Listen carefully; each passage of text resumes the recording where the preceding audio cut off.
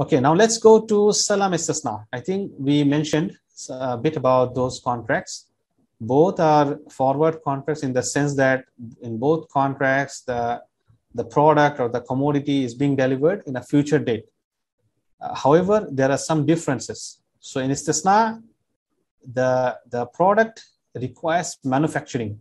You have to put in different things together and manufacture something else or turn it into something else. It could be a construction, it could be a manufacturing process.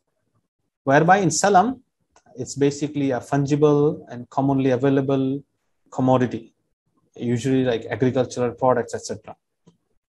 Salam, the full payment has to be made on spot. In Istisna, it could be spot, it could be deferred, it could be installments. I mentioned that before as well. In Salam, the cancellation has to be mutual.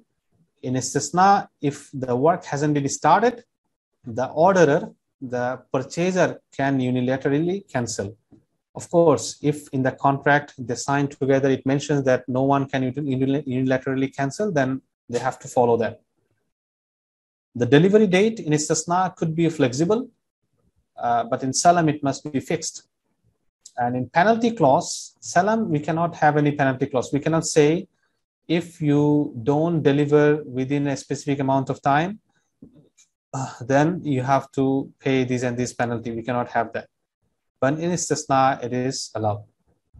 So those are the very, very basic differences. Other than that, since both are sale contracts, things that we have discussed in Murabaha, in Tawarruq, in one way or another, the principles are same.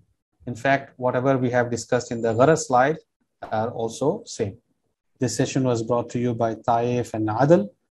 If you have benefited from it, please share in your social media platforms about both the entities and share the word, spread the word. Jazakumullah khairan.